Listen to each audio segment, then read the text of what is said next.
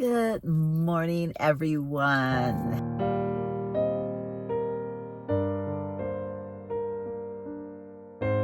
Happy hump day. It's hump day in the house. It's hump day in the house. It's hump day in the house. What's up, y'all? Oh my gosh, to be back in Texas again, hanging out with my OGs.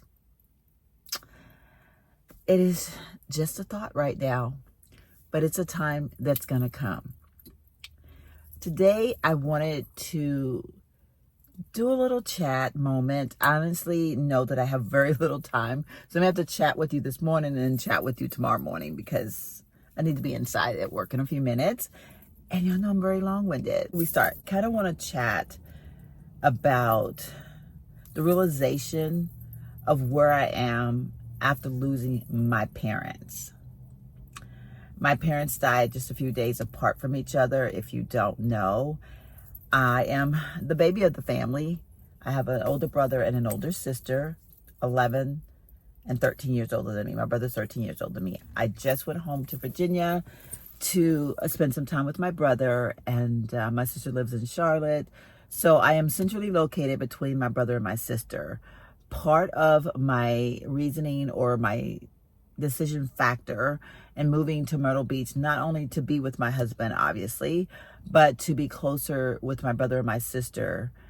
I tell you all the time that life is precious and we need to savor every moment because tomorrow is not promised to us. We need to live every day as if it was our last. Trying to live out that. I'm trying to be true to my words. My brother-in-law passed away very unexpectedly in 2020, devastated our family. You know, you think about people passing, but for some reason, I know myself. For many years, I analyzed that as being these old people that have lived a very long life and they're super old and it's okay for them to pass. But reality is that there is no age limit. There is no time on this earth that you can say, well, they have to live until. All of that being said, I came to such a realization this weekend. I think when I hugged my brother goodbye, and I don't want to get emotional, I realized, I think throughout my visit on Saturday, we drove around in Farmville looking for him some furniture, which we did find. I'm so happy that he found a love seat. He lives in the house that we grew up in, and it's a very small house. The rooms are very tiny. He wanted a new couch, if you will, for our den because we have a den area and a living area. Basically needed a love seat because a couch is just too big for the room. We spent Saturday looking. James did the driving. My brother sat in the front. I sit in the back. We would literally pull him up to the different places, like to the front of the store, so that he could easily have access to getting in the store. My brother has a little bit of mobility issues as he has some back issues and whatnot. He had knee surgery a few years ago, which I think his knees are actually doing great. I think it's more or less his back that bothers him, but it does cause him some mobility issues. My husband being so understanding and driving us around and allowing the patience, because you know, my husband is he's all over the place sometimes. He definitely has an attention span issue. For him to be patient and do that, we drove around to several stores. We had lunch together. Basically what I'm saying is, as I watched my brother blossom during the time that we were together, and then hearing him make a comment that he feels better, like he feels like he's able to walk more and do more when we're there, and that excited him so much. I realized, and even though I think I already knew it, but you know, like sometimes when God is telling you things and you're kind of resistant in your mind because you feel like you know better. And for me, leaving my job and leaving San Antonio and leaving behind the family that I left there, the group of friends, I knew my purpose here, but I was still fighting it so hard because I wanted to be there. Literally watching and listening to my brother, it kind of made me see what God has been trying to make me see all along. I saw the purpose for me being here. I realized just how important it is for me to spend this time with my brother and my sister. We didn't grow up per se together. My brother and I did more so than my sister and I did, because my brother moved home after college, drove all the way to Buckingham County to school every day to teach, and drove home. And so he was always on the road, but he made sure, like, he did the distance in order to be home to help take care of our family. And so I'm so appreciative, and I'm so blessed to have a brother like that. And when my mother was passing, because contrary to what we like to say, I was a daddy's girl and my brother was a mama's boy. I know that reality is I was closer to my dad and my brother was closer to my mom. Doesn't mean we didn't love each other. Doesn't mean they didn't love me or him or whatever. It's just reality is that you form a bond with certain people, and it is what it is. And so when my mother was lingering between earth and heaven, trying to loving the moments of seeing us together as a family, longing to be with my dad, I promised her that I would always be there for my brother. And when I made that promise, you think he was still walking good. He was still doing all the things. You don't really think about, or at least I didn't think about, the fact that one day he might show his age. One day he may not be able to move as fast. One day he may not be able to do the things that he once could do. And so me being able to be there for him in these moments is so wonderful. It makes me feel so good. So I think I just came to the realization that I needed my brother and my sister. I need them just as much as I feel like they need me, because I'm the baby of the family, and losing both of my parents, sometimes it would just make me feel like I was all alone, even though I knew I had them. But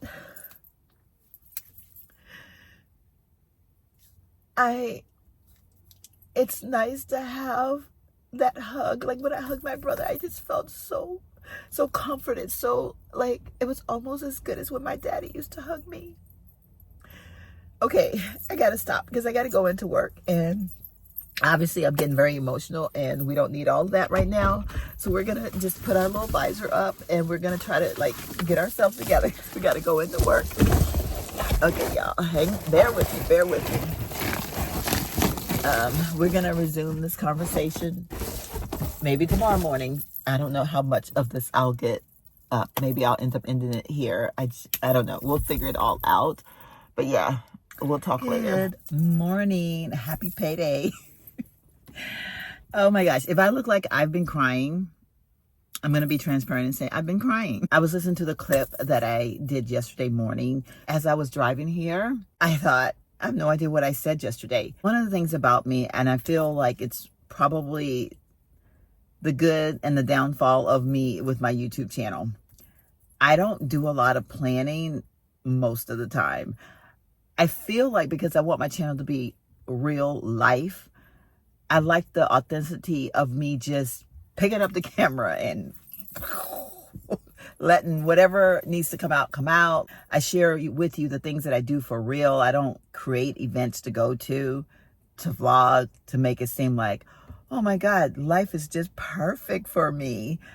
I just like being who I am. And I like that because I feel like that encourages you all to be exactly who you are and not worry about trying to fit in and all the things. But that's another whole video. What all did I say yesterday? No, I was speaking from my heart, but what did my heart say yesterday? So I was listening, and as I was listening, tears came into my eyes when I spoke about the hug from my brother.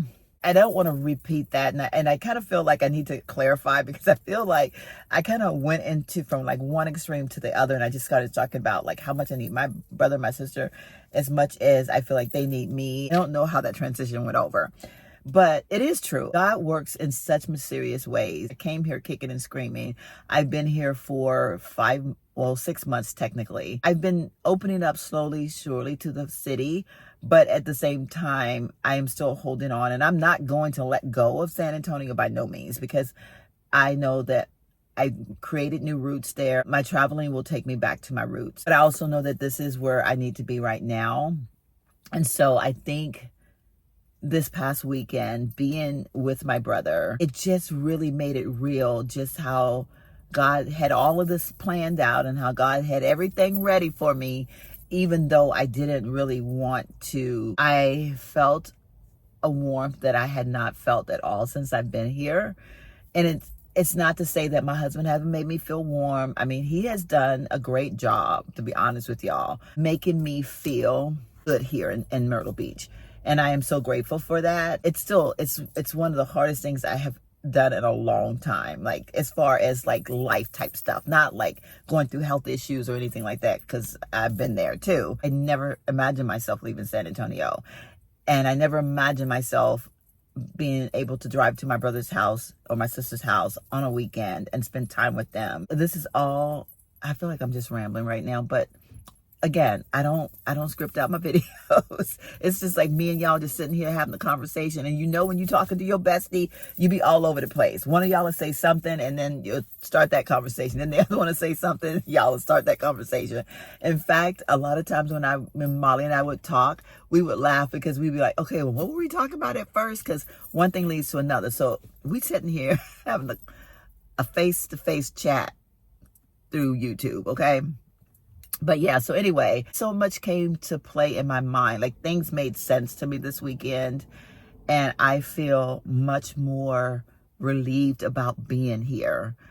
I realized this weekend that my promise to my mom, God already had the plan made for me to hold up that promise that I made to my mom. He had already put it into play. That's just another reminder to you all, if you will, that sometimes we do have to just step back, let go, and let God do his business. Because if we try to do our own business, sometimes we just make a mess out of things. We're going to go in another direction, but that's okay. Like I said, y'all, forgive me. It's funny because when I was talking to my brother this weekend and I watch him, and like when he made the comment about he feels so much better, like he doesn't hurt or whatever when he's around us, like he's doing things, he's being mobile. And it made me laugh because my brother's such a nurturer. He nurtured my mom and my dad better than any nurse could have. He nurtured me as far as making sure I had all the things I needed growing up. I think part of him feeling better or wanting to do stuff is because he's nurturing his little sister, and he wants to hang out with his little sister. And I love that. Like, I love the fact that my brother wants to hang out with his little sister. I think part of the nurturing in my brother, being around his little sister, makes him feel like he's got to be healthy. He's got to do things. He's got to keep up with his little sister, or he's got to make his little sister happy, which is fine because I want him to have that feeling of belonging and being needed. He spent so much time alone. He gave up his life.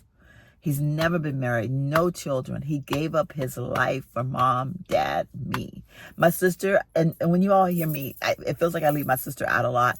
And it's not that. My sister is a loner, always have been a loner.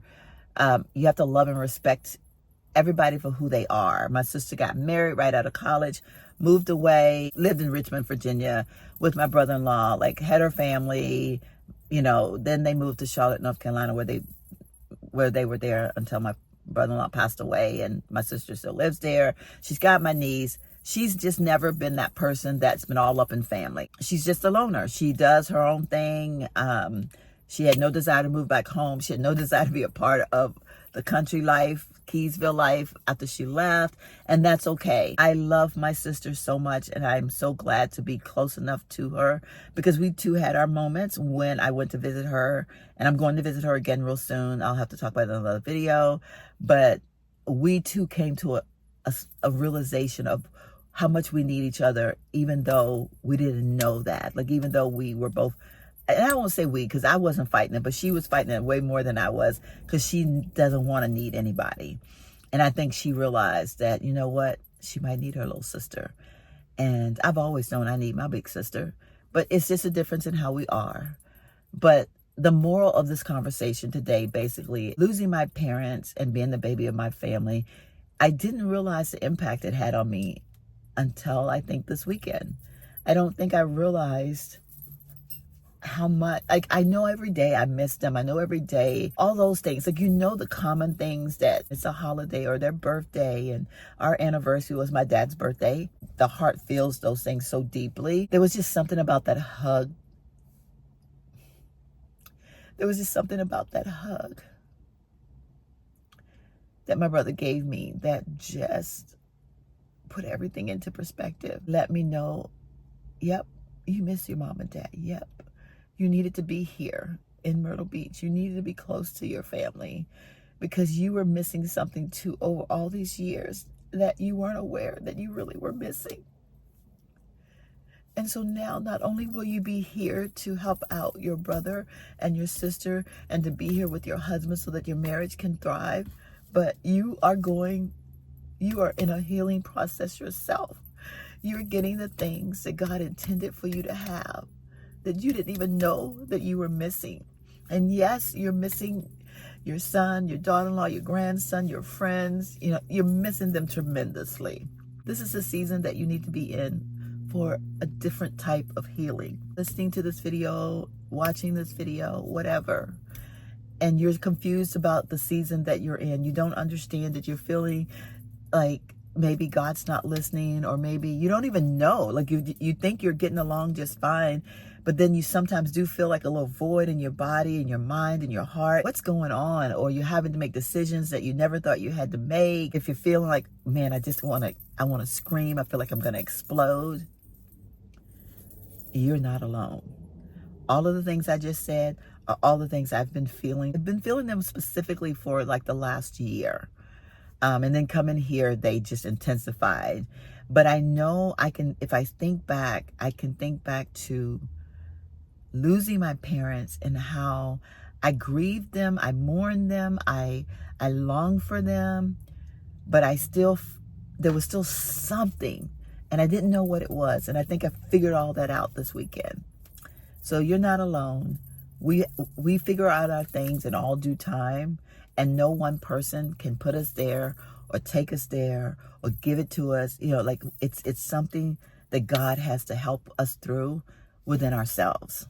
All right, that got a little deep. I don't even know if it made sense, but I'm going to go ahead and close out this little situation of a vlog, whatever this is, this little situation of a video. Before I go, I want to give a shout out to a lady I ran into walking into Walmart on Seaboard yesterday. In fact, walking, minding my own business. Again, like I said, I get real, it freaks me out when I run into someone because I think yesterday was probably the most awkward because I was like in my own thought, and then I see the lady, she's smiling, I smile at her because I smile at everybody. She says to me, you always look nice in your videos, but you look even more pretty than I thought, or something like that. And I look at her, and then because at first I'm like, who the heck is saying this to me? Who are you? And then again, it dawns on me, duh, you're a YouTuber. And of course, then I smiled and I said, thank you. And it was wonderful. I was so excited to have someone to come up to me again. We didn't really have much of a conversation. I think she was in a hurry too, because she was walking fast. I was walking fast.